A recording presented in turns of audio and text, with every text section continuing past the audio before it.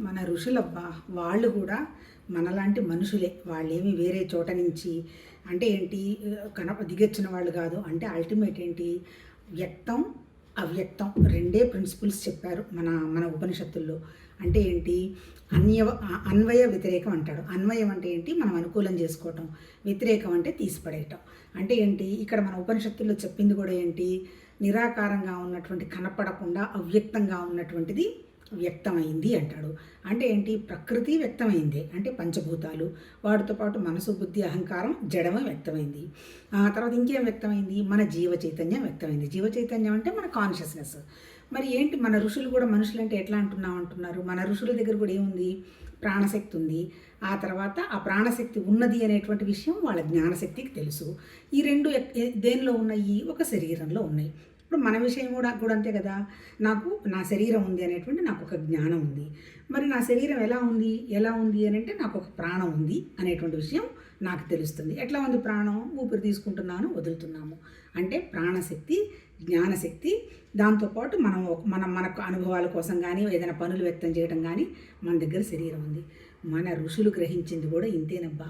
కాకపోతే ఏంటంటే ఒకళ్ళ ప్రాణశక్తికి, ఒకళ్ళ పొటెన్షియాలిటీకి, ఒకళ్ళ అర్థం చేసుకునే విధానానికి తేడా ఉంది, అంతే కదా. అందుకని దానికి అనుగుణంగానే వాళ్ళు ఏం చేశారంటే, అల్టిమేట్ ఏంటి, మన శక్తి కంఫర్టబుల్గా పెరగాలి.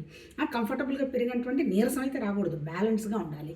మరి ఈ శక్తి బ్యాలెన్స్గా ఉండకుండా ఆపుతున్నది ఏది, మన మనస్సు. అంటే జ్ఞానం అన్నాడు కదా, జ్ఞానం అన్నా మనసన్నా చిత్తం అన్నా ఇవన్నీ కూడా అల్టిమేట్ ఏంది, బుద్ధన్న మనసన్న అన్నీ వచ్చి ఆలోచనలే. మరి మన శక్తిని ఆపుతున్నది ఏంటి, ఆలోచనలు. అందుకని మన వాళ్ళు ఏం చెప్పారంటే, ముందు విషయాన్ని నువ్వు అర్థం చేసుకో, దాన్ని శ్రవణం అన్నారు. ఆ తర్వాత ఏంటి, వాళ్ళు ఏం చెప్పారు అనే దాన్ని నువ్వు కాస్త చేసుకో, దాన్ని మననం అన్నారు. మూడోది ఏమన్నాడు, శ్రవణం మననం నిధిధ్యాస, కొంచెం దాని గురించి ఆలోచన చెయ్యి, ఏ కాన్సెప్ట్తో వాళ్ళు చెప్పారు అనేది అవగాహన చేసుకో. అప్పుడు నీకేమొస్తుంది, సాక్షాత్కారం వస్తుంది. అంటే ఏంటి అర్థం, సత్యం గ్రహిస్తామంటారు. ఇప్పుడు నాకు ఈరోజు ఎందుకు వచ్చిందంటే ఆలోచన, ఎవ్వరి మాట ఎవరు వినరు. నిజం చెప్పాలంటే మా ముసలోళ్ళు 50 ఏళ్ళు దాటిన తర్వాత అస్సలు వినరు. అందుకని యంగర్ జనరేషన్ గుర్తుపెట్టుకోవాల్సింది ఏంటంటే, ఇవన్నీ కూడా గాన్ కేసెస్ అనమాట. అంటే వినిపించుకోరు. అంటే వినిపించుకోకపోగా వాళ్ళే అన్నీ ఊహించేసుకుంటారు.